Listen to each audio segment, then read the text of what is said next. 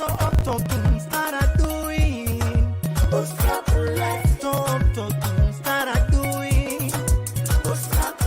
looking to be more creative and innovative? And one of the keys to unlocking your potential is an entrepreneurial mindset. I like to say it's permission granted. No one is successful overnight.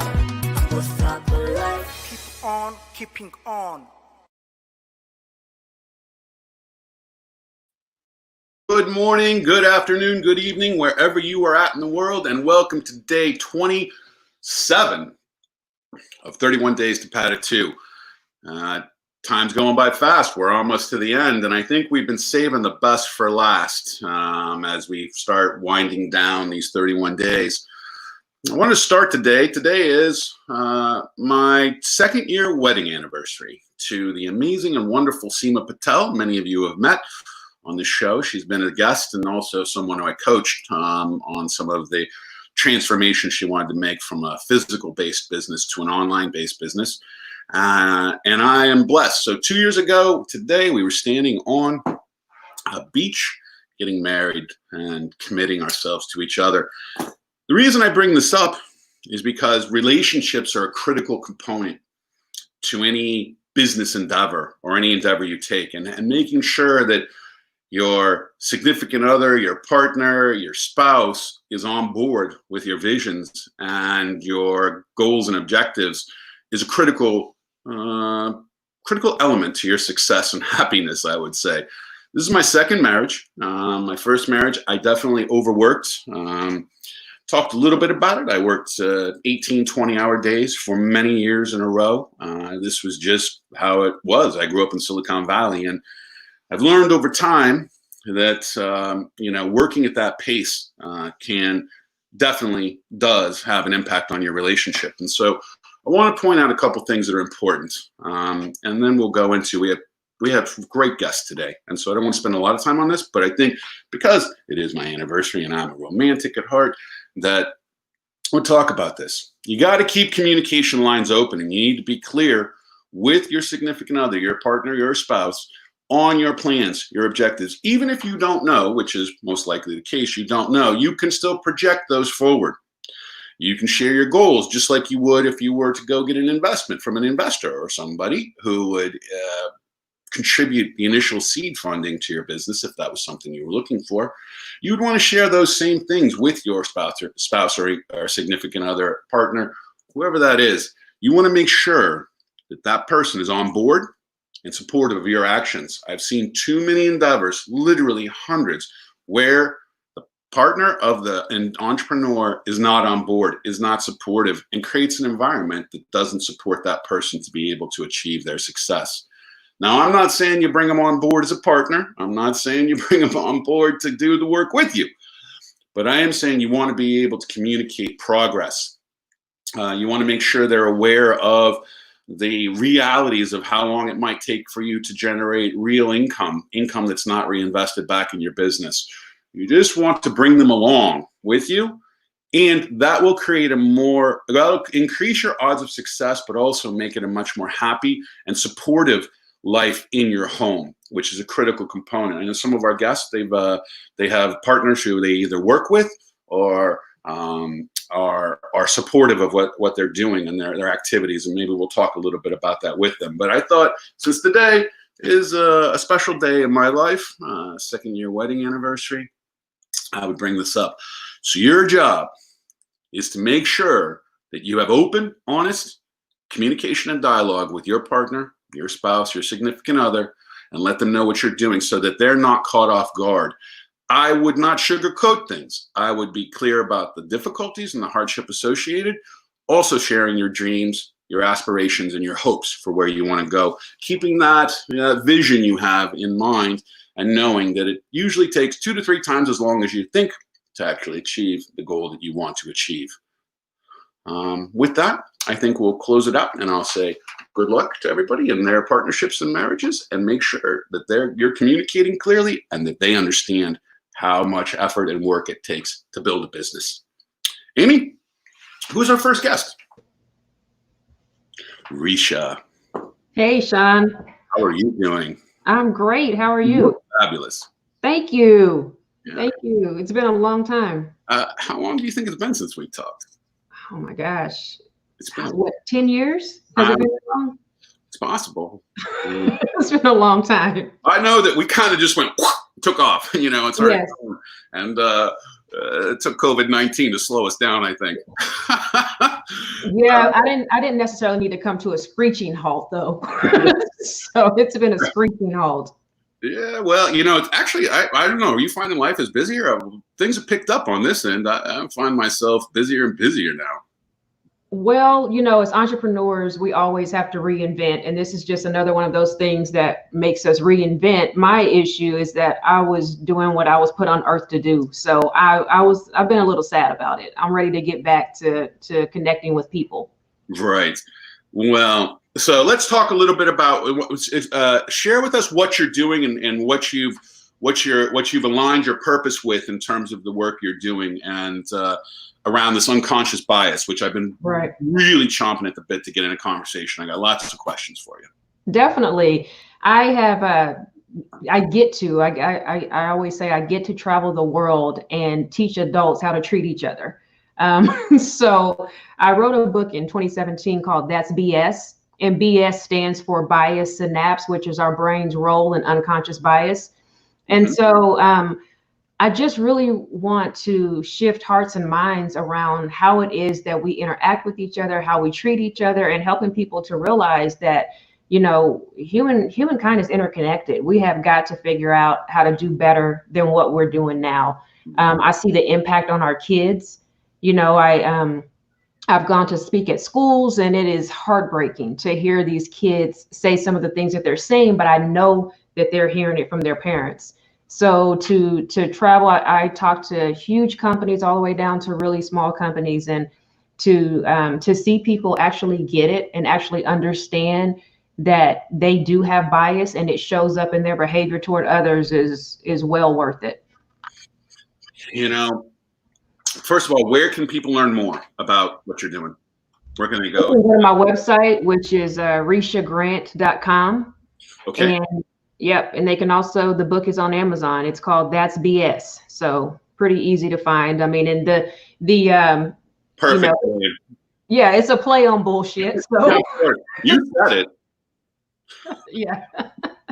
Well, when you treat people badly based on a diverse characteristic like their skin color, their age, their gender, their sexuality, or whatever, I just think that's bullshit. And so it's a play on that because people can remember that. Yeah, so it's perfect. And we've known each other a long time. Yes. Over 20 years. Yeah. And, you are a serial entrepreneur. Yes. You are a consummate, like pure. Like when I think of entrepreneur, I think of you.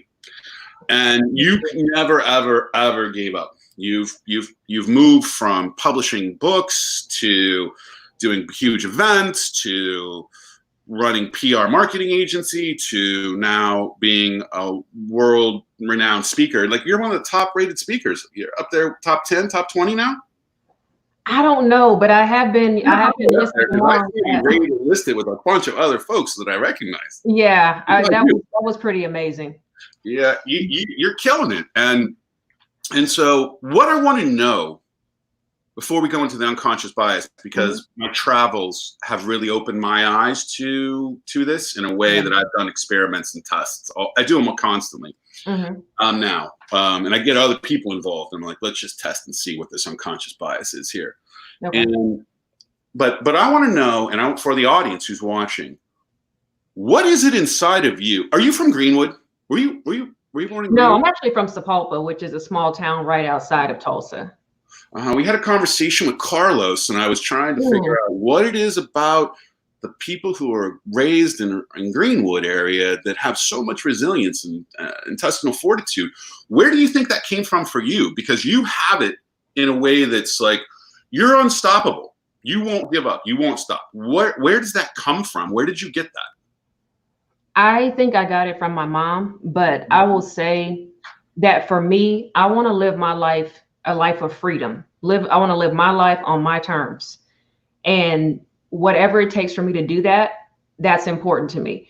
When I got my first job out of college, I worked at Fox. I was a producer for television commercials. And one day I go into work and they had to lay me off. They weren't getting enough business. And I was the last one hired, least amount of experience. But it was also the same week that I signed a lease on my first apartment.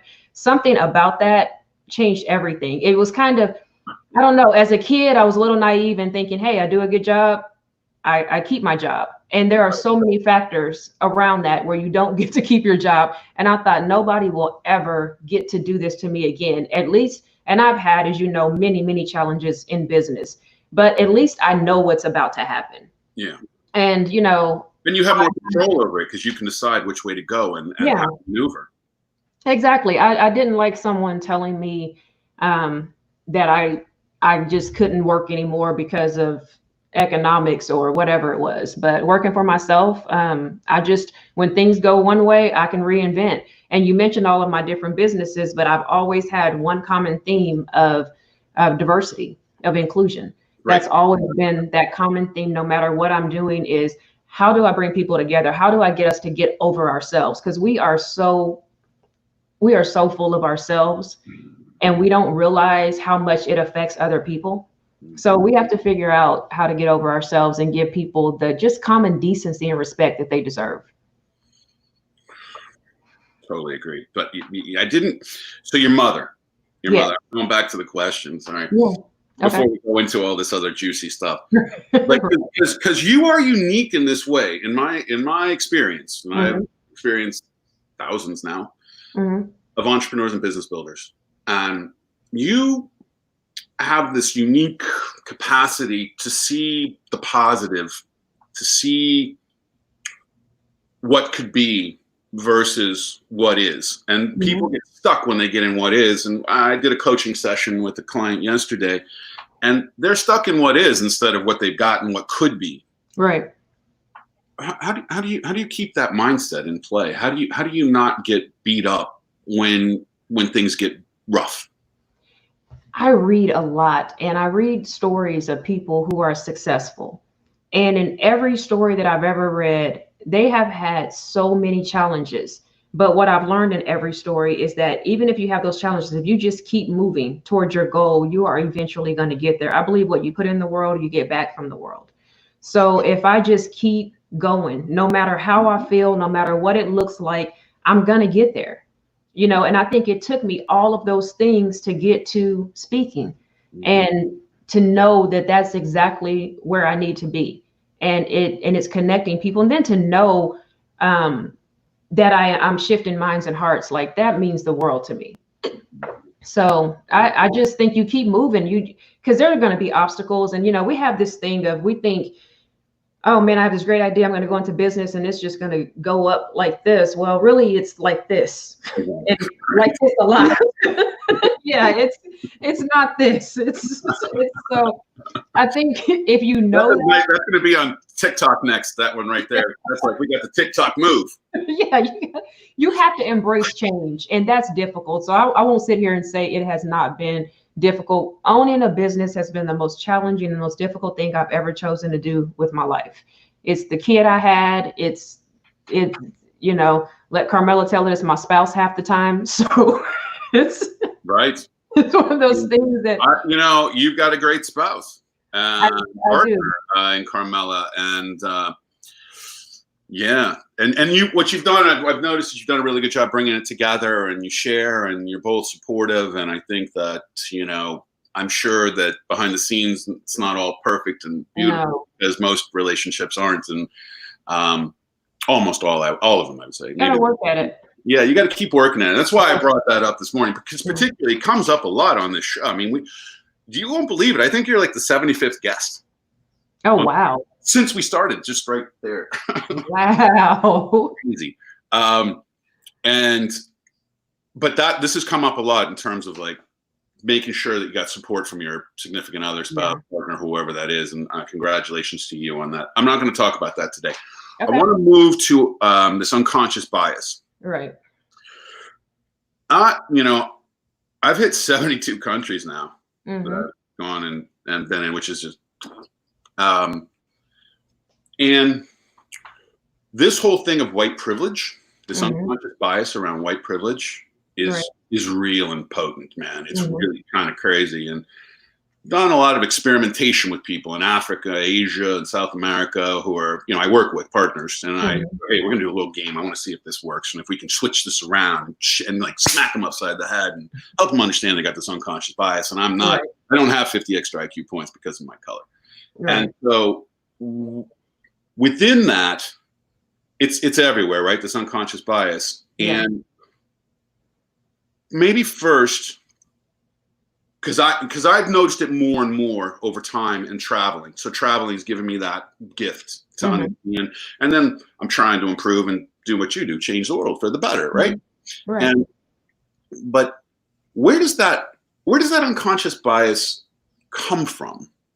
That causes people, where are the seeds of that unconscious bias? That would be helpful, I think, for people to understand first, and then I'll ask the next question. Okay. In its most simplistic form, unconscious bias is an unrecognizable part of our upbringing. Now, that's my definition for it because you go look it up. There's a lot of technical definitions, but if you really think about where it comes from the people that we love most in the world. We are living through their past hurts, pains, and experiences. For me, it started with my grandmother, the most loving woman in the world. But as a Black woman growing up in the 1920s in Oklahoma, you can imagine what her life may have been like. Her goal in life was that her kids and grandkids didn't experience those same things. So, as a way to protect us, she taught us, hey, you need to be careful about this, and you need to watch, white folks are going to do this and they're going to do that. And what it does is it causes you to have a dislike or or just a certain way in how you deal with people that you've never even had an issue with. Yeah, it's a trust. All of a sudden, there's a lack of trust right from the beginning because Yeah. the trust is eroded from the beginning. Exactly, exactly. And then by the time you actually have an issue with that person, everything comes crashing back. Instead of us making it about that individual that offended me, that hurt me, we make it about that individual and every person that looks like that individual. So now we've got a whole race of people that we don't like because one person offended us. Because of our environment, who we're raised by. Exactly, And exactly. But my it's difficult, Sean, because I'm sorry. Go ahead. no, keep going. No, you keep going. I was going to say it's difficult though, because when you look at the landscape of the world right now, I'm so, we are literally hashtagging Black people to death, pun intended. So at the same time that I'm trying to tell people that, listen, you deal with that individual, there's so much going on in the world that makes it so hard and so difficult to do the work that I do. I mean, just what was that? Yesterday, the day before yesterday, we had another killing of a Black man by a cop in Minnesota. Yeah. I mean, Well, it's, the riots they've had there are just pretty, impressive. yeah, Not for the right reasons. no, and it makes it hard to do the work because these things are happening, and that's not bias to me. That's straight up, racism, or you can Murder call to it, me. It looks like murder to me, yeah, Risha. yeah. Let- Thank you, yeah. I mean, I'm sorry. Thank you, straight I'm up sorry. murder. Let's just call it what it was. The guy got murdered. Yeah. And that's happening. It's becoming normal. So, we normalize that. And I just wrote an article about this because my 12-year-old nephew, who's learning how to ride his bike right now, my sister and her family moved into this really nice neighborhood. There's only 2 Black families in the neighborhood. And as this kid's riding, he's just looking at his feet and he's driving, riding through the neighbor's yard, and we're yelling at him to turn. And I started thinking, man, this kid, he's only 12, but he's almost as tall as I am. He's a big kid. He rides down through someone's yard past their bedroom window. What could happen to him? Yeah. That scares the hell out of me, because he's just a 12-year-old riding a bike, but he made to other people look like someone casing their house. Yeah, older. Yeah, so scary stuff. Yeah, I mean, how ironic you're on the show the day after this, or a couple days after this murder by this officer. Mm-hmm. Yeah. What do you think? I mean, so because you bring up this hashtagging Black people to death. I mean, I don't really get involved. I try not to a lot of times because I'm like, it's just I can't tell what way to go within the posting and people online related. I've more absorbed it and processed it. There was also that video that was released of this lady going nuts with the dog walking in Central Park. Did you see that? Yes, I saw that. Ridiculous. You know, and people are upset, but she's also got clearly mental disorders. There's mental issues there, and she needs help based on her actions and behaviors, right? Is it mental, or is she just is it mental, or I mean, there's this fear of Black people that is absolutely ridiculous. Even in my talks, when I ask, it's still a mental thing where she, you know, the way she was treating the dog and the way she was behaving, to me, it's not acceptable at all. But that woman needs help. She almost hung her own dog. I mean, I'm like, this lady is not of right mind at all. And but she was brought up in her unconscious bias is to be afraid, and she's alone in this portion of the park. And all of a sudden, there's a Black man there, and he now. By the way, did you know he wrote the first gay comic book character from Marvel Comics? It ends up that this gentleman who was filming that ends up being like a really well-known comic. I didn't know that. Yeah, so it's interesting. So I hope his career goes up. Now, but how can we as humans overcome our unconscious biases? What kind of exercises or what kind of methods are you sharing with people to start unraveling that and being more conscious of their thinking and biases? First of all, it's not a easy process because you literally are, for most cases, you're born into this. So it's important to become cognizant of it. I take people down a three-step process. Okay. Number one, you got to identify the BS. Identify your bias. Spend some time getting to know you. And I always tell people a great way to do this is to think about sitting on an airplane and they've announced that the flight is completely full, but that middle seat next to you is open. And you know you're sitting there, you know, not wanting certain people to, as you're looking down the aisle, you know, here comes a Black guy. Are you feeling uncomfortable about that? And really think about who makes you uncomfortable and why. That's the simplest way to think about it. Is it the person wearing a turban or a hijab? You know, most people say, well, I don't want to sit next to that person because I think about terrorism. Well, what has terrorism looked like in the last year? You know, these people have not been wearing turbans. You know, what about the person that has a lot of tattoos and piercings all over their face? There are people that you don't want to sit next to. The overweight person, you know, people will tell me, well, it's about space. They're going to take up my space. But then I say, well, do you also think about odor? 95% of the audience raises their hand. Right. You know, I said, yeah, but people from different countries cook differently, so they may smell differently as well. We have these stereotypes that we attach to the bias that then makes it okay for us to feel the way that we feel. But if you'll think about that, you will realize that there are certain people that you just are really uncomfortable around. Yeah. So then you can kind of say, okay, well, you know, is this a bias? Why am I uncomfortable around this person? Yeah. And so we walk through that. And the second step is to own it. So once you realize, hey, I've got a fear, or I've got this level of discomfort that is crazy, it's unfair. I realize that it came from something my parents said a long time ago, and you have that bias, you need to own it, because once you own it, it really sounds like the BS that it is. I grew up with a mistrust of white people, but when I say out loud, I don't trust any white people in the world, it sounds like the BS that it is, because there are many white people that I trust. But then when I own it, I become cognizant of it. I can hear myself, you know, as I'm thinking certain things about certain situations that are there. It's my bias showing up in my behavior, but I know I recognize it immediately because I've been doing this for so long, and I'm able to say, okay, no, that's, you know, that's bias. You need to deal with this for what it is. And we all, you know, as open as I am, you know, there's I met this guy who had 666 tatted across his forehead, and I was not as open as I thought I was. I didn't I didn't want to talk to this guy. Well, you wouldn't know until you see somebody with 666 across their head. I was like, that mark across my head, but never 666. Exactly. So this guy is talking to me and he's like talking about the PTA, you know, and I'm sitting there like parent teacher association, you know, and he's talking about his kids and going to school. And I'm just thinking this dude is scaring the hell out of these kids. Right.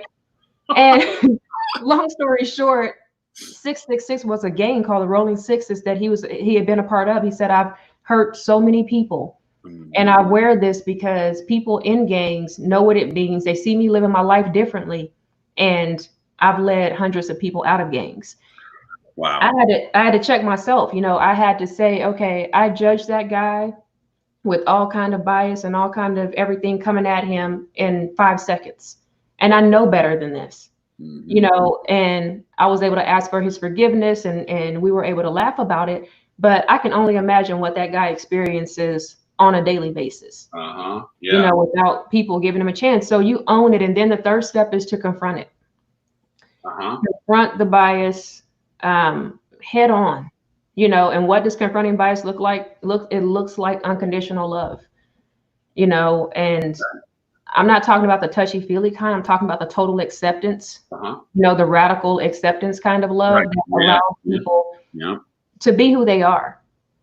And that's really the next step in my journey, is getting people to radical acceptance, which is the willingness to lose yourself, willingness to lose everything to be yourself. Because once we can be ourselves, we give other people permission to be themselves as well. And I think that's extremely important. Yeah, this is beautiful. So that's the journey I'm on, you know? I love it's a 3-step process instead of like 10 or something. You simplified it beautifully. You have to keep it simple. People can't keep up. Yeah, well, and this is hard work, right? I'm gonna go back here to this, and I think that so it's 3 steps, right? Right.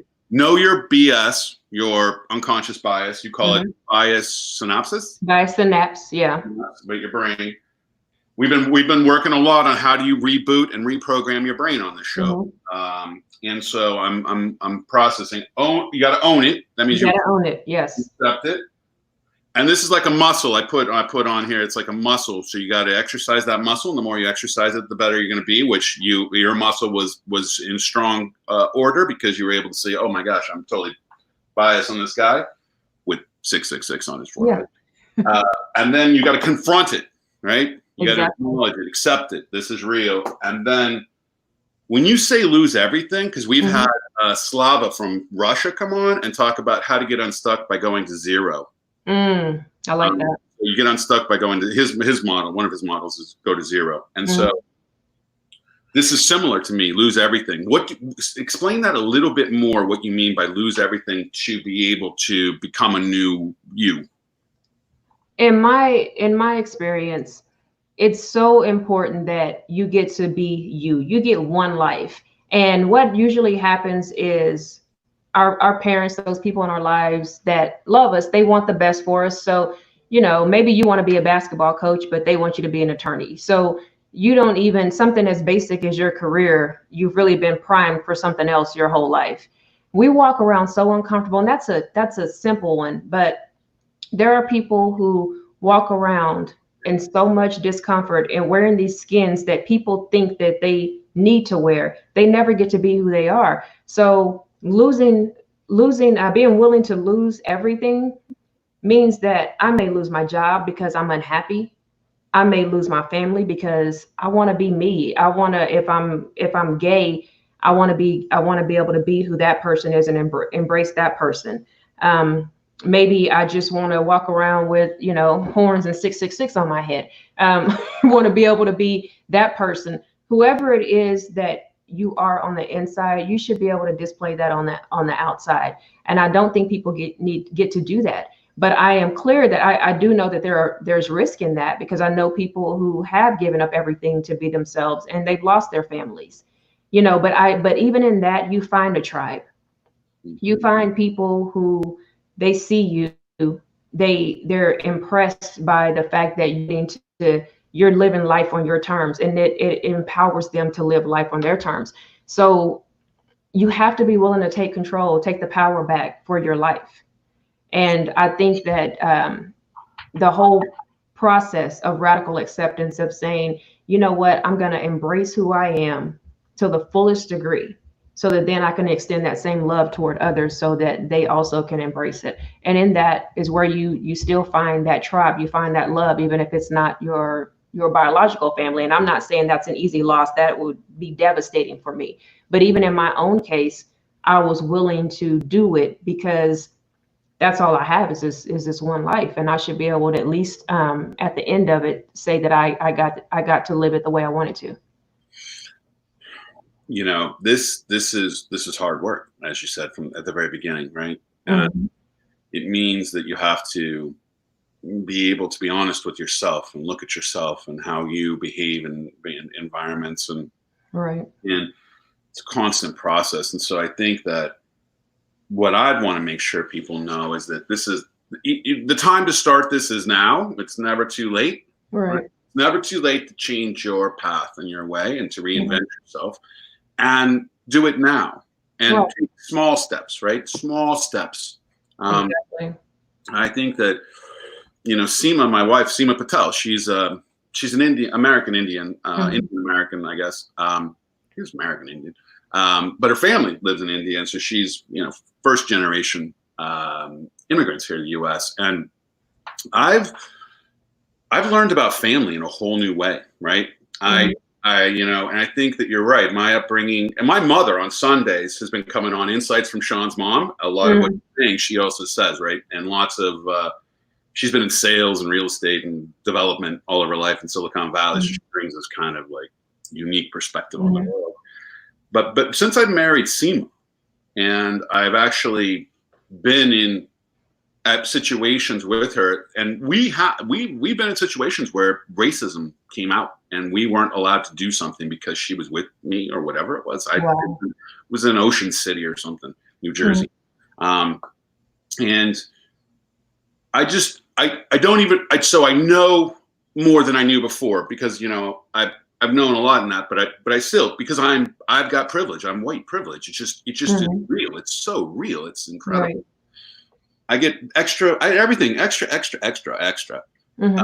And and now what I realize, it's because I'm always trying to improve, and I want other people to improve, but I can't change people. I've found, at least I've tried. But I can impact this young boy's life and my life now, 18-month-old son. Right. And so I'm leading to a question. This will have to be our final question because we've run out of time. But gosh, we should just the whole show with just you.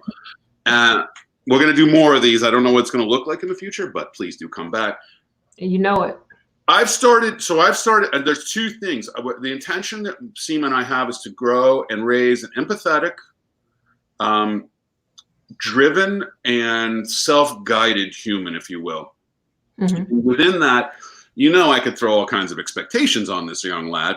And so I'm really consciously have stepped back and said, I'm not going to direct him, which you've talked about, which could make him uncomfortable if all of a sudden I think he's going to do something and he's not, and he doesn't, and then he's uncomfortable.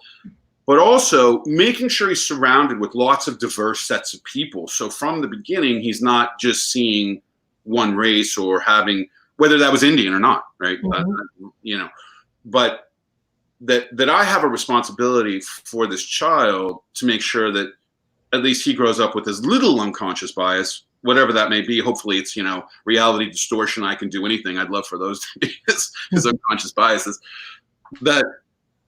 So how do you help people who have children to think different? Because it seems to me that's where I didn't know this 18 months ago. I didn't know. Right. It seems to me it's where the children are and how you raise them, where the larger shift could take place, while still trying, and then that the parents actually realize that they leveraging the children as the hook because they care about them, that the parents may start shifting their behavior because they already are changing their behavior because they have a child, right? So what are your thoughts around this? Like getting to the children first and leveraging children to get adults to change their behavior as well.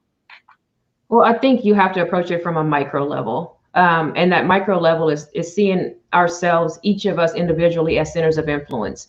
And we influence the people in our lives, whether it's your kid, whether it's your wife, maybe it's somebody that you work with. We all have centers of influence, and we need to take that seriously. If you're making jokes that are horrible jokes, know that your son is going to probably pick that up. And that, as for kids, our parents are typically those role models, those people that they see as superheroes. And when that superhero is doing something, kids want to emulate that. So we have to be so cognizant, and it's hard. I'll tell you, I do this for a living, and a kid that I know, we were talking about one day when Terrence Crutcher was killed here in Tulsa, and we're watching television. This kid's playing a game. We're not thinking anything of it. A few weeks later, we're in the car driving down the street. There's a woman driving erratically. And I'm talking to myself, but I say out loud, man, I wonder, I need to call the police. I wonder if this woman is falling asleep. Well, I look over and there's a cop on the other side of her. So again, I say, I wonder why he didn't stop her. And this kid says so quickly, because she's white. And I said, whoa, why'd you say that? And he said, I don't want to get in trouble. And I said, no, why'd you say that? And he said, well, because cops like white people, and they don't like black people. And I'm thinking, oh no, dude, this is what I do for a living. Epic fail, right? Yeah. So now it's like, how do we undo that, but then still teach him that he still does have to be cautious? And that's something that we deal with because of who he is. We do want to tell him that the way that he needs to be around police, because we see what's happening. We see what's happening on a daily basis, but at the same time, I don't want him to grow up with the thought that all cops are out to hurt him, because that's not true either. So it is being cognizant of what you're saying around kids, even when you don't think they're paying attention. They're always paying attention, especially to adults. So we have to be cognizant of it. Just like you were saying earlier, you changed a lot of things because of this kid. Watching what you say and how you act around this kid makes the biggest difference as everything else that we were talking about before. We have to put ourselves. Look, I just had to stop it because he started saying it. Or I had this fun little thing I would do at a restaurant. I'd unscrew the sugar or the sugar or the salt cup, and I'd leave somebody else to throw over. It's just my dumb thing I would do, like my childish behavior. But it was now I can't do that. Right. I'm like, I shouldn't have done that either, because I think my dad taught me how to do that as well. But it's that simple. All of a sudden, I'm like, whoa, man, this child literally is copying everything I'm doing. And look at me as that. And I even see my mannerisms. He starts behaving and acting and moving his hands in my way. I'm like, gosh, just paying attention to. And so I dove into it way too deep, so I don't recommend anybody else go to the level I'm going in with this and how many books I got to read. But this is the critical thing, I think, in this is that, and so we got to go. But definitely, it seems to me that the leadership of our country, right now is not representing the best behavior. And that somehow this is influencing a generation of kids to behave in a way that is less than productive or positive overall. I have so much to say about that, Sean. We definitely don't have time. Let's save that for another time. I think I'm going to go on to another guest. Risha, I appreciate your 3 steps for overcoming your unconscious bias. It's not easy. It's not going to happen overnight. Because it's been a lifetime of programming to get you to where you're at. But you keep doing what you're doing. I'll help in any way I can, and I hope that you're moving to an online kind of platform, because I think that's going to be the place you need to play right now until things. I'm definitely there. Okay. Thanks, Sean. Thank you. Great work. You're just doing amazing work, and I'm so grateful. Thank you. Thank you so much. Bye, Risha. Bye-bye. Those unconscious biases creeping into our lives and then messing us up. And You are what you think. That's what my mother said. You are what you think. And so as a child, we wouldn't know and we wouldn't be able to get ourselves out of an environment. But I think as adults, we have that opportunity. And if any of you have children out there, please do pay attention to how you're communicating and what you're saying and what you're doing, because they are sponges and they're picking it up, and they're gonna grow up to be exactly like how you behave around them. And so put your best behavior out there. Amy, who's our next guest? Dahlia. Oh my God. Surprise! Hey, Sean. I love. Yes, it is. It is. We've been trying to hide it for a couple of days. You've been trying to hide? I hope it worked. Yes. Happy Eid over? Is Eid ended or is it still on? Happy Eid? Yes, happy Eid. Happy Eid. Today is the 4th day, so it's not officially an Eid, but it's an extended holiday. So It's an extended holiday. It's officially over, religiously over. So now you can eat regular schedule, so you're much happier. Yeah. Dahlia, We started eating Sunday. you and I have been working together now 8 years? No, since 2000. 8-9 years. Yes. 9 years. Yes. Pretty much full time doing it, patted to and Pretty much. What would you share with anybody that they should know about me that you only know that no one else knows? Work wife and what would you share with anybody out there that you could give some insight, juicy nugget that nobody knows about me that you do? You have a strong stomach. You can pretty much eat a lot of things that other fried tarantulas, red ants. Exactly. Creatures in the street that you don't know what they are. Pretty much. I don't know what it is. The street food. Yeah, exactly. No, I mean, I think during my life, so I've been working and in business for the past 20. I graduated in 2000, so I believe, and I jumped right into work. So I believe it's been 20 years of work. During those 20 years, I was very lucky to get a few mentors, a few true mentors. I would call you one of those mentors. You helped me grow into a person that I didn't think is capable of doing what I was able to achieve in the past few years. And I consider myself somehow rigid, and I hold to my opinions, and I try to fight back and support them as much as possible. This is one of the the blessings that we've been through this for many times, and you've helped me grow out of this.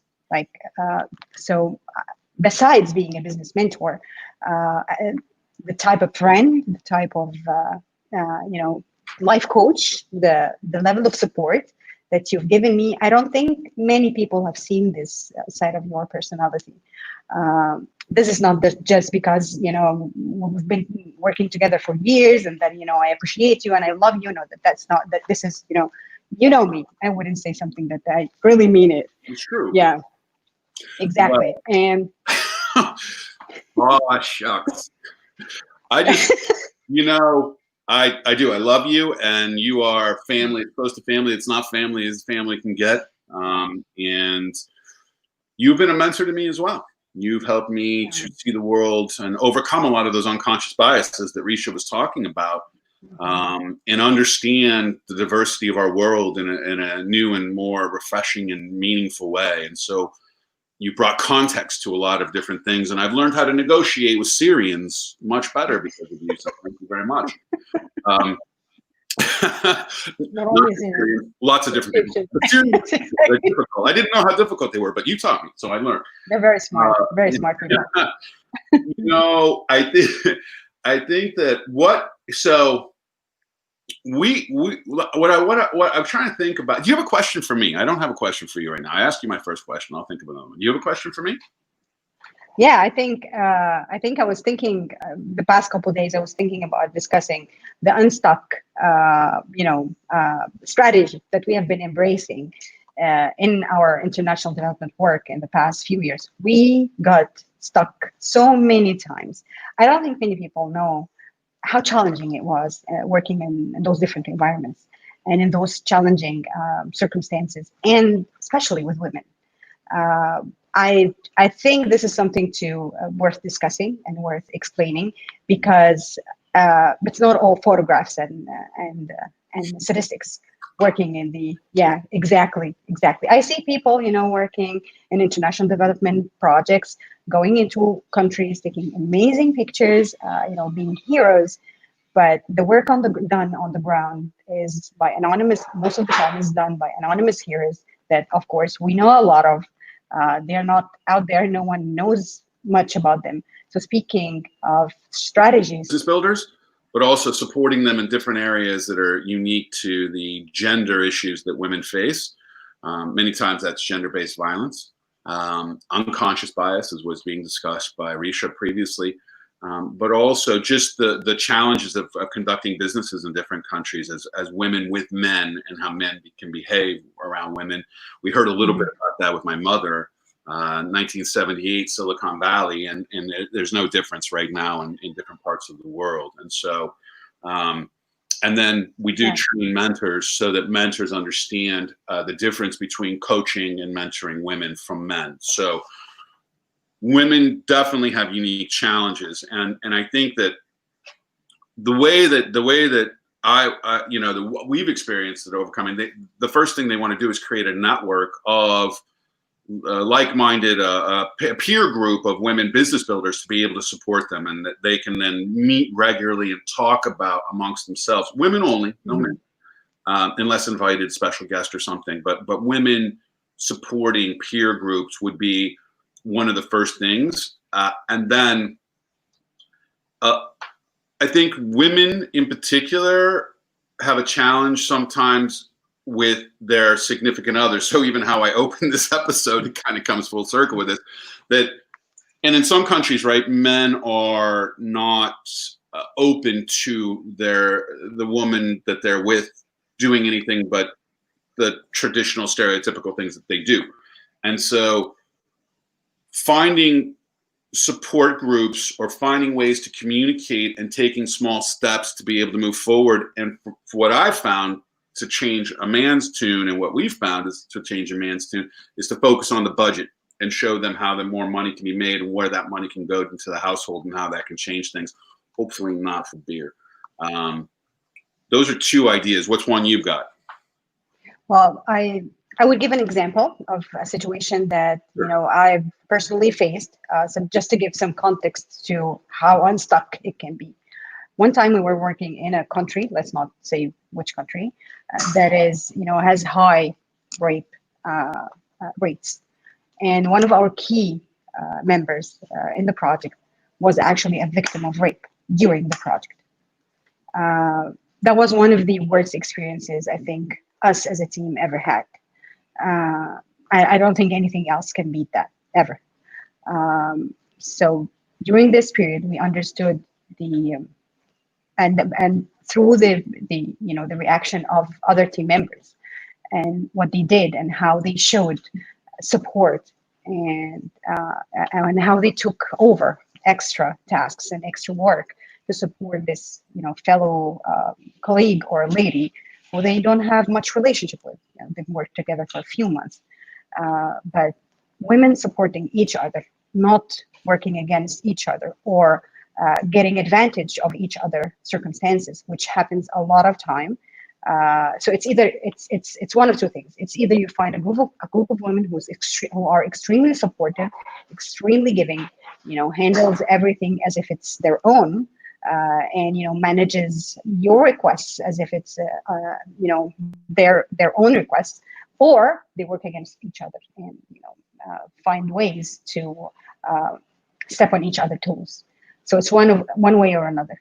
During this situation, we saw impressive attitude from the team members, and a level of support that I have never witnessed before personally. Though I consider myself have been part of a lot of supportive networks, but it has never been to that extent and to that level.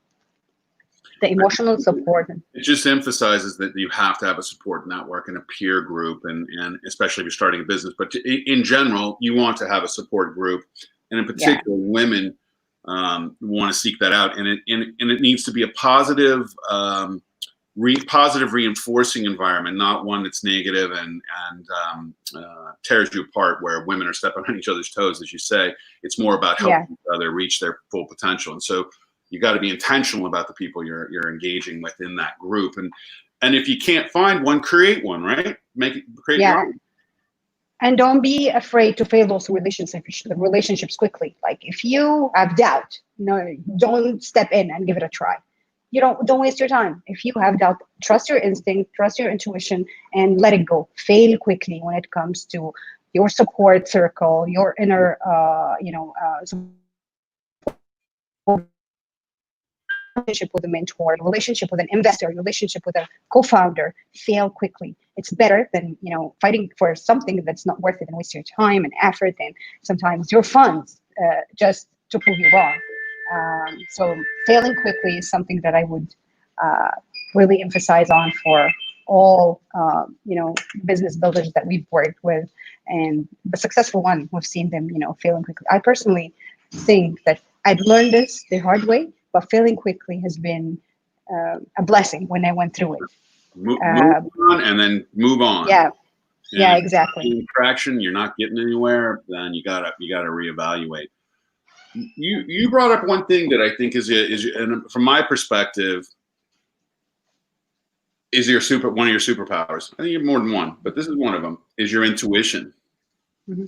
And I believe women have this intuition stronger than men. And how, talk to us about how you've learned to trust that intuition, because that intuition is working for your best interest. It wants you to do the best, it wants you to do better. It's trying to help you and give you some clues. And how have you learned to trust your intuition?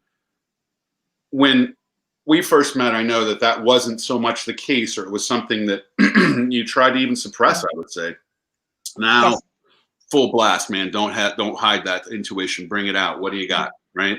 And so what advice can you give women who might have similar intuitions as you that come to them, and then how to embrace that and not suppress it, instead use it to their advantage, because it's a tool to help them?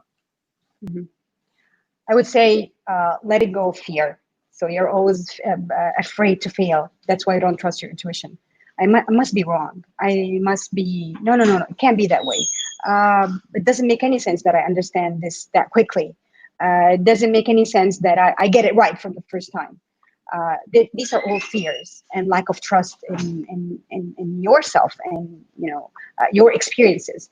Letting go of fear and embracing the risk for you to be right or wrong, and accepting the outcomes, whether they are good or bad, is what help you trust your intuition and go for it.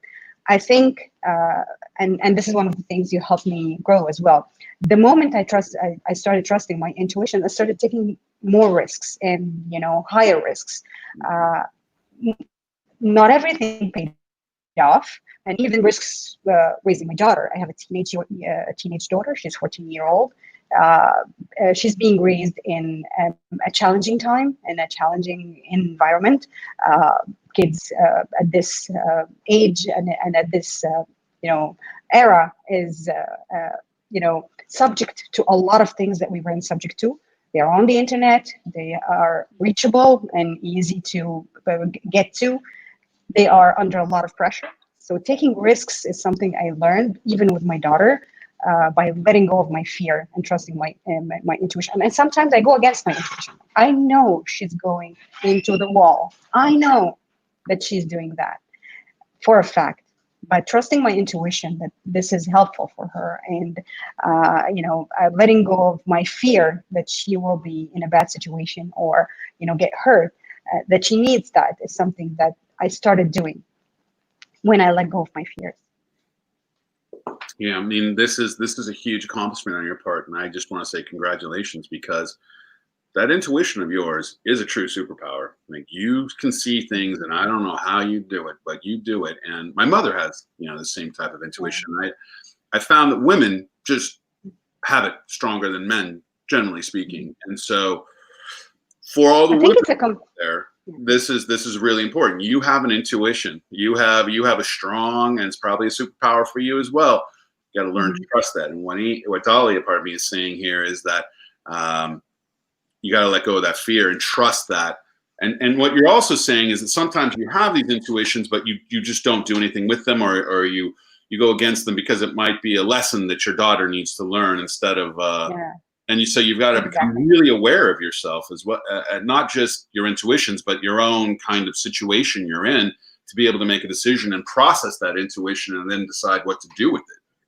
Yeah, and some women does not call it intuition. Women tend to be tend to overthink and tend to be very analytical, regardless of their background or education background or their personal background. They tend to be very, very analytical. So regardless if they have a strong intuition or not, they have some level of intuition because they're thinking of the tiniest details and they're observing the tiniest details. I think best restaurant critics are some of them are women because of the level of details they see and the level of of overthinking they can do. But going back to your question about the letting go of your intuition, even if you believe it's right, is partially because when you realize what your capabilities are. When you let go of your fear, you actually realize what you can do by experience. Like going through multiple situations and different situations and in different contexts, you realize what your capabilities are, what you can tolerate and what you cannot tolerate. So sometimes you put yourself into challenges because you know that you can go through this, and the end result will be in your, in your best advantage. So it's part of taking risks, like we discussed. So I think it's maybe some very strong women grow up with this, but I think most of us did not grow up with this. We have this inner, self-doubt that is, speaking inside our heads all the time. I think this self-doubt is very healthy because it actually takes you back and forth and forces you to rethink your actions and your thoughts and your intentions all the time, which is very good and very healthy for everyone, male or female. But for women, it's even stronger, and it dominates parts of their lives. I mean, wow, this has been a great conversation, Dahlia. And so letting go of the fear, but what else would you say? Like trusting that intuition, right? There's a trust component to it it's not just letting go of fear. It's also like trusting it somehow, trusting that intuition, right? Yeah, because it falls back to where you know your capabilities and where you can take risks. Why don't I trust my intuition? Maybe it works this time. If it doesn't work, I'm capable to take this risk and I'm capable to bear with the consequences. It doesn't matter. Tomorrow is another day, and another test, and another trial. One time I had a great job, very, very good one, for less than 2 years. And I achieved a lot. At some point, I was in my reception, sitting and thinking, there's nothing much I can do anymore in this job. And it's becoming a bit toxic for me. Immediately, I sent an email and I resigned. And it was one of the best steps I ever took. Everyone was against the situation. Everyone said no. My husband, my family, my friends, everyone thought that I was, irresponsible to leave a great job, a very good one, a very reputable one, just because I don't think I can do much more now, or I'm a bit, not satisfied with the environment I'm in. I was being pulled down against my plans and everything you wanted to do. I was being pulled down and I was being put down. And it was a phase in my life that I was planning to actually do more. I then got a great other job. I spent 3 months in this other job, and it failed really fast. I failed it really fast, like that. Yeah. Because I trusted my intuition. There was a loss. I knew I was able to tolerate this loss for a while. And if it went wrong, then it went wrong. What the worst thing can happen? I have food on my table, and I have a roof above my head, and I have, my own personal and religious beliefs that, puts me in a situation where, that if you're not doing anything wrong, and if you did something right at some stage of your life, God will pay you back. You will be paid back. You will get support somehow. And I ended up with the best job I ever had in my life. And, the experiences I got, I would have never got these experiences working for any of those institutions, ever. Right. And I went through multiple life-altering experiences. So the best came at some point. Maybe not directly, maybe not the next year, but it took some time. That all because I learned that I am capable of taking this risk, and I let go of my fear, and I let go, and I trusted my intuition that, this is not what I want to do. Not just because, I think I'm better than what they're doing. These are all great people doing great things, of course, and I have the full respect for all of them, but it's not just for me. I know that I can do better, and I know that I have a lot of things that, that I can grow into other, other roles. And me, I'm not a front stage person. So my objectives have always been, being on this call is challenging for me. My objectives have always been, great. Yeah, thank you, with the painting. So my objective have always been, enjoying what I'm doing, the first thing. And the second thing is, actually doing something for the best of other people. And along the way, I got huge returns that if I planned it, if I thought about it, I would have never planned it the way it had. Just because of, trusting my intuition and letting go of my fears and taking risks that I normally would not do. Things that you learn that they are in you, but you just don't put a title to them. You just, it's your life. This is what you're doing. This is the normal reaction when I graduated from college. I found out that I'm not an architect. I enjoy studying architecture, but I'm not an architect. I pivoted immediately. I shifted my career into a software engineer. And then a few years later, another shift to a product manager. A few years later, another shift to international development. I didn't plan those. They were planned on the spot. They were opportunities that I jumped on. I got support, of course, from my close circle to take those risks, but trusting myself that I can tolerate the consequences and, pay back a little bit and be patient a little bit has helped me go through all these challenges in my life. And I believe this is what happens to most entrepreneurs as well. Yeah, well, it's a keep on going thing, right? Keep moving. It's one of the Exactly. things we're hearing as well. And Yeah. we would not, and the success of Griffin Works would not be what it is if it wasn't for you, and your efforts and your dedication and all the hard work you do to make a difference in the world, Dalia. And we've learned so much, and we've traveled so much. And I think we've just started in a new direction, in a new way. And so I look forward to seeing where we take things going forward in our new reality and new world. Yeah, me too. I'm very interested in it. You are fabulous. I love you very much. Thank you. Thank you. Me too. Thank you, Sean. Thanks, Amy. Bye. Thanks, Amy. Well, Dalia also had words of wisdom there in terms of like how to follow your intuition and let go of fears.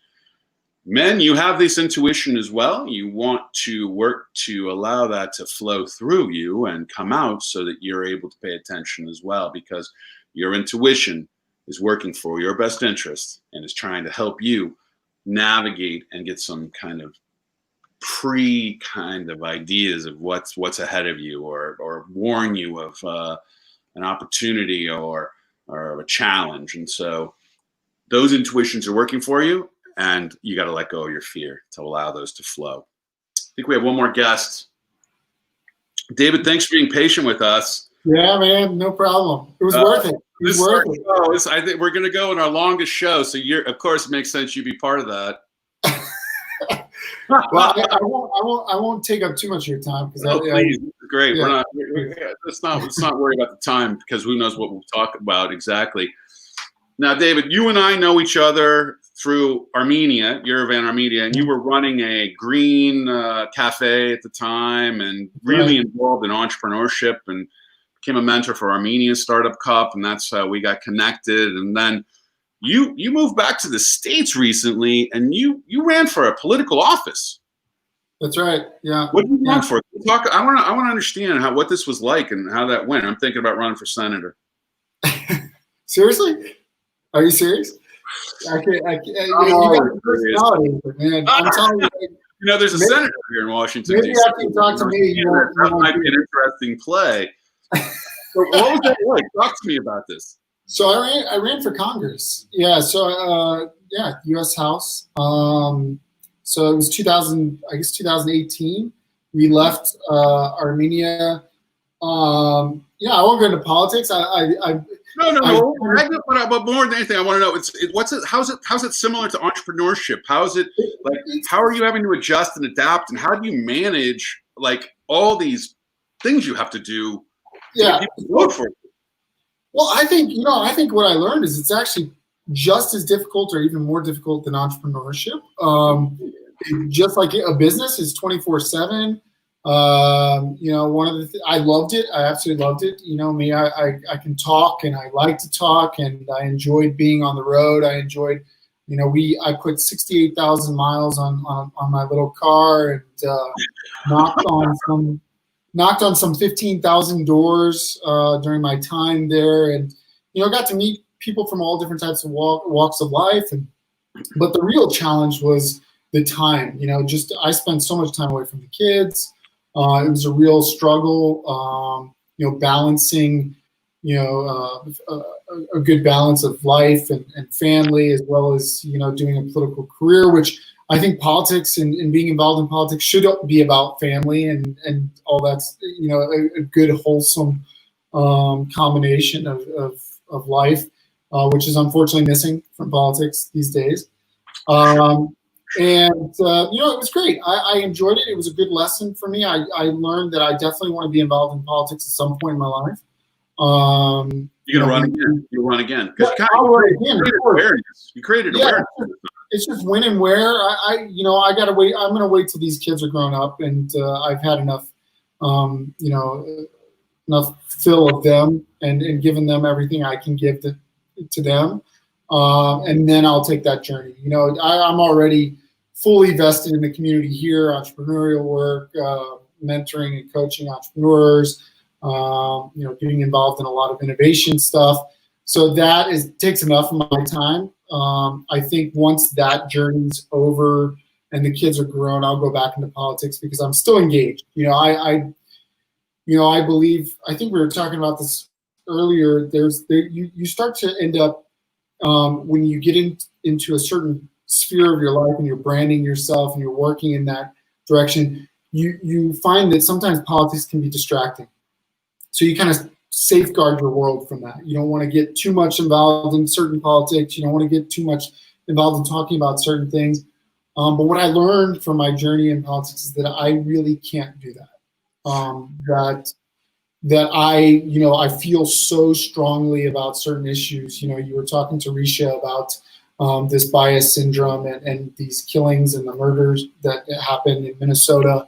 I can't stay quiet about this stuff. I cannot protect my brand and my identity in entrepreneurship and development of startups and innovation sector. I can't separate those two because it's who I am. It's what I believe. It's what I'm passionate about.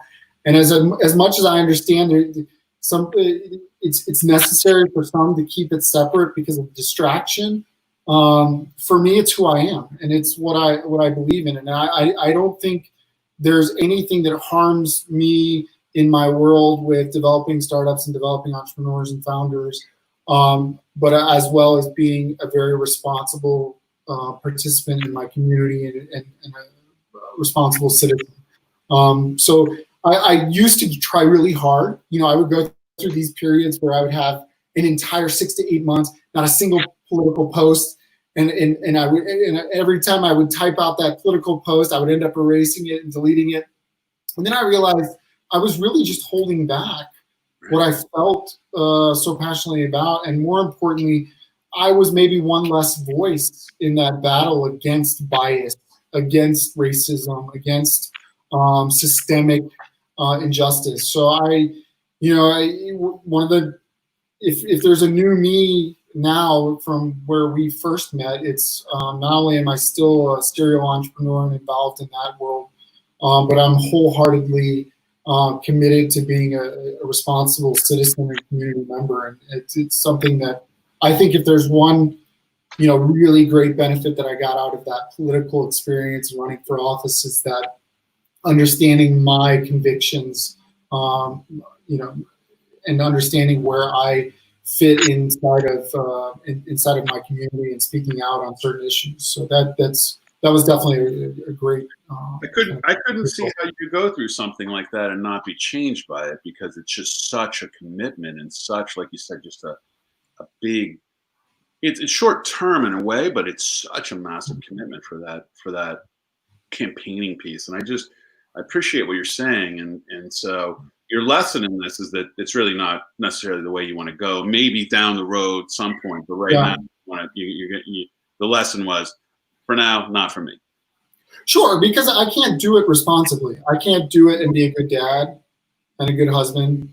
And if I were to spend more time with my kids and my wife, then I may sacrifice the community perspective of actually representing the entire community properly and giving the amount of time that's necessary. Because the number of events you have to go to, I work closely with Mayor Kathy Taylor in Tulsa for a number of years. I ended up, when she didn't run for the second term, like 60% more time, which is crazy. And well, all I know is that I didn't have kids at that time, and that the mission was to see Tulsa reach its full potential, and literally multiple events. You're going nuts, flying here, flying there, back, you got another event. And it's a total different kind of level of commitment. It's far more demanding than entrepreneurship even is, because you have a little more control of when you can manage your time. For sure, and you can't just test it. It's not something you go in and test it, and especially once you start taking donations. I mean, that's a whole different ballgame. You're in. Once you start taking donations and you have that vested commitment, you can't turn back. There were moments, obviously, just like entrepreneurship or anything else. What was I thinking? That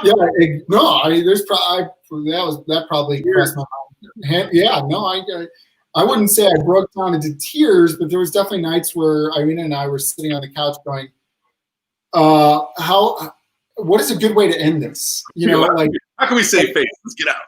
Is there a responsible way we could end this? And then you just ditch that and you jump into another, and there's something else to jump into. Whether, I was at the time being in St. Louis area and stuff like that. There's a lot of Black Lives Matters things going on. So I was always able to re-engage myself if I felt like, wow, I want to get out of this, or maybe this is overwhelming. But there was always a way to jump in and get re-engaged, which is just like entrepreneurship, right? Every entrepreneur goes through this point where they think, wow, this is just way too tough, let's give up. And then you figure out another way to re-engage yourself and get yourself back into it. When I first met you, I was like, oh, there's a pure entrepreneur right there.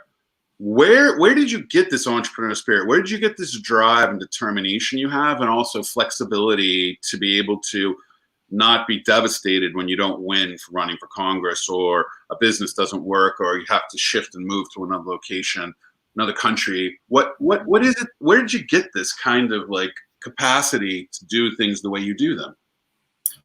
I really wish I had an answer for that, because if I put together my entire life story, it's always been about jumping to a new adventure what are your parents doing? How did your parents influence you right now? Yeah, so my parents were typical Midwest middle class family, lower middle class family. Dad is in the truck bodybuilding field. My mom was always in and out of waitressing jobs and part-time jobs. So for me, I think it was more or less, a couple things. I just, when I left high school, I really thought that, college was the way to go. Found out I hated school, ended up going into the military because I just wanted, I wanted something challenging and fun.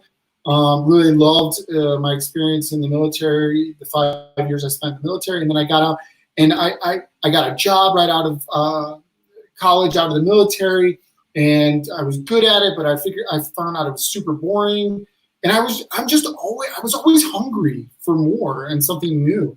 And it's travel. And I think I was always meant to be an entrepreneur, never knew it. And then realized once I started going towards entrepreneurship and then I started putting my passions in that, I realized, wow, it's not just that I wanted new adventures. I also wanted to do things I was passionate about and do it on my own terms. And honestly, I think there's so many people out there like that. They just don't realize it. They don't think of, they say, okay, that entrepreneurial thing, that must be a trained thing. But honestly, the best entrepreneurs end up being those ones that are constantly searching for adventure, constantly searching for their passion, constantly getting involved in different things until they find what they want to find. And, the serial entrepreneurs, the best ones, they typically get so emotionally and so physically and so spiritually engaged in something that once it's created, they're really ready to go on and do something else, right? Because they've given every single piece of themselves to something, and then they say, okay, it's time for the next journey. And I think that's always just been in me. I know it's something you and I have worked with others, and we kind of teach people how to master that and bring that out a little bit, but and then how to control it if you're that type of personality. So I think there's two different types of entrepreneurs. There's probably many different types of entrepreneurs, but when you took two different basic types, the ones that are coachable, teachable, and really just have a passion for entrepreneurship, and then there's the free spirits that have no idea they want to be entrepreneurs, and then they need to be pushed in that direction, which is why one of the programs that I just got finished launching last year, which was an aspiring female entrepreneurs program. We basically called in 76 women from around Armenia and taught them how to become entrepreneurs because they wanted to be entrepreneurs, had no idea. They didn't have ideas for businesses, didn't know what to do, what the next step was. And obviously many developing countries, patriarchal society, women have less opportunities to do entrepreneurship. And what we found is that it's the ones that want to be entrepreneurs, not the business owners necessarily or the business savvy ones. It's the ones that want to be entrepreneurs and have an interest in that tend to be the more coachable, pushable ones and moldable. And ended up, that was a great program, great success, but it really, I can only imagine if a program like that was available for me when I was, free-spirited and going in this direction, I probably would be much, further along in my journey than I am today. Yeah. Yeah. They weren't very many when I was starting. No, well. created groups, and we were doing trainings on how to create visual business plans. 1992. Dude, this new generation they don't know how good they have it with all of the tools that are available for entrepreneurs and everything that's being pushed. We are our own broadcast station or channel on multiple stations through this one. It's incredible. Right. There are more opportunities now than ever before in history, and more because of COVID-19 as well, that have created new opportunities. And we've been trying our best to help people realize it's a new world. Okay, and there's more opportunities. Let's move forward and not dwell on the past. Yeah, I agree. You're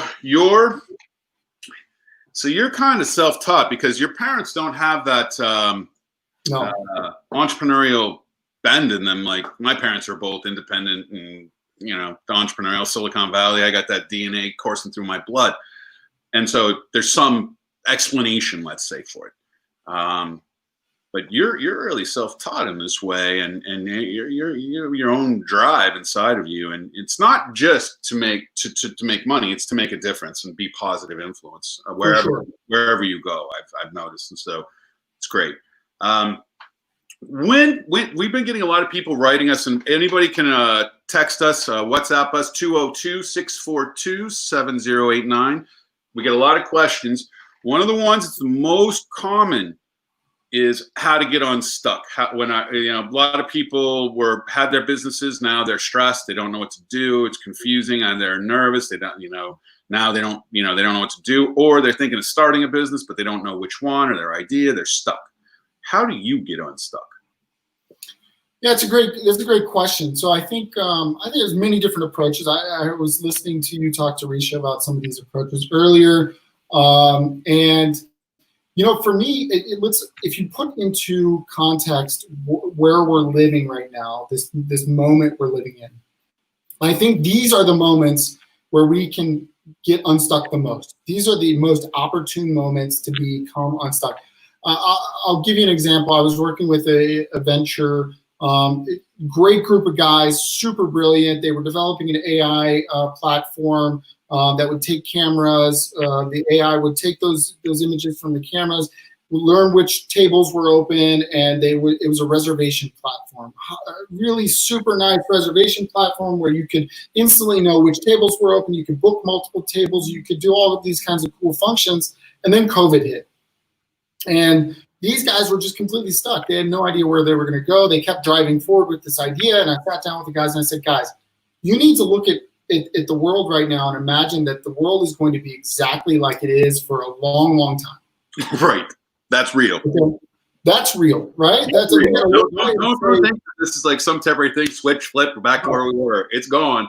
Imagine that industry that you're dealing with right now exploded. It's gone. Restaurants will never be the same. The tables will never be the same. How are you going to use what you built today to continue to move forward? And then they just started churning, and the thoughts started. We did these brainstorming sessions, and I think outside brainstorming sessions are probably the most pivotal moments in a startup's career, when you get someone like yourself or myself in a room with you and start brainstorming and picking at an idea, because that's a good unstuck moment, right? Those are the moments where you start to, because I'm not as close to that. I'm not married to that startup, right? Mm-hmm. I don't care. I didn't live and breathe developing a reservation platform with AI technology. So it's easy for me to tell them, bad idea, guys, move on, or have you thought of this? So I just start picking their idea apart, saying, what do you think about this? Where are you going with this? And next thing you know, they completely 180 their business model to use the same technology to now be a social distancing AI technology. And these guys are going to take off. It's a big idea. It's a big idea. Yeah. The things that they're going to be doing with this, it has multiple industries, and it became a platform technology versus a mobile app technology that could be used for just one industry. And it's really, when you talk about unstuck, I think the best way to get unstuck is to put your idea out there to other people who aren't married to it, aren't close to that idea, and let them kill it a little bit. Idea killers are your best ways to get unstuck. And even if you don't have an idea, or you're just throwing ideas, or you're brainstorming, get other people in a room that you trust and that can give you valuable information, and give them those ideas. Let them be the ones that kill your ideas, or take your ideas to the next level, or ask you the right questions to get the right information out of you. I think too much as entrepreneurs, we stick to ourselves. We think about our little circle. The only time we get outside of that circle is we need funding, or we need a boot camp, or we need something to get that idea out. Yeah. What we should be doing is taking those ideas and giving it to other people and letting them kill it, letting them destroy it, letting them pick at it, letting them open it up a little bit bigger and really challenging it. And I think that's probably, if I look at how my businesses have worked, how others have been, I'm getting knocked on the door. So Sean, I'm gonna have to jump off in a couple minutes. But well, we're still over time now. Yeah. Let me time out you for okay, go ahead. Yeah, because what you're saying is you to destroy with trusted people. I'm going to say, right. Not anybody. With trusted people, destroy the idea, and then rebuild it like the phoenix rising again into something new and improved. And that's a powerful way to get unstuck. I think it's brilliant.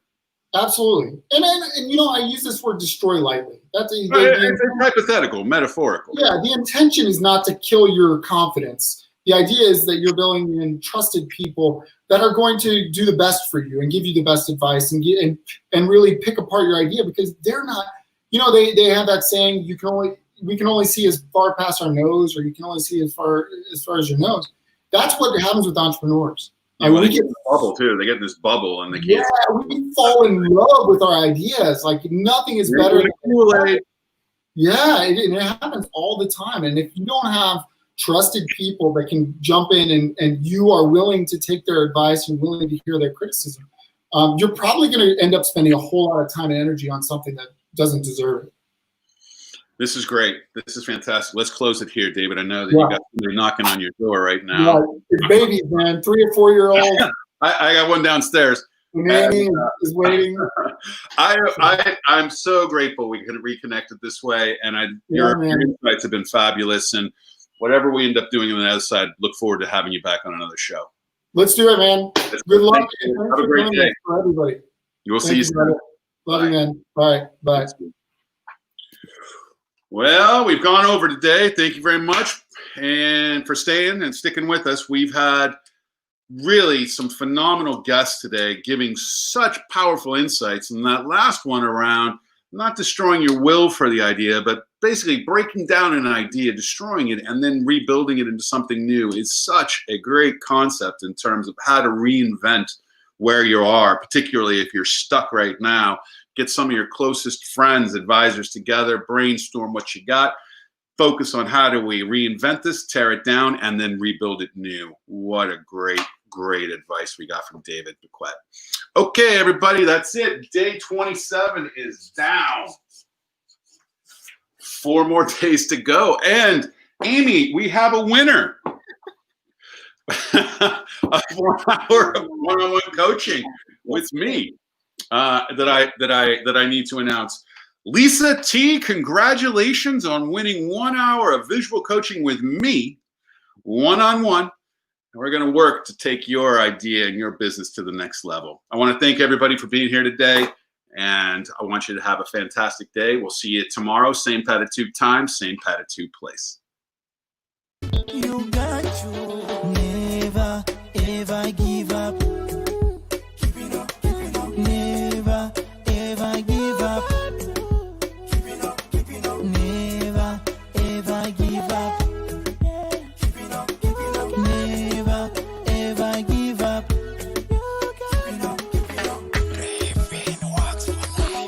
Believe in yourself and you'll go far.